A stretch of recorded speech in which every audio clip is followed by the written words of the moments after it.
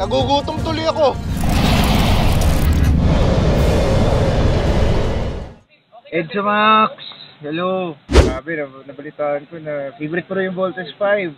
Sana i-share mo naman yung Voltes 5 din sa mga dyan sa Thailand, sa mga kaibigan mo dyan para naman medyo lumawak ang ating show. And yun, I hope to meet you soon. Sana makapunta ako dyan, magkita tayo in person. Ingat ka palagi. For me, sobrang worth it naman.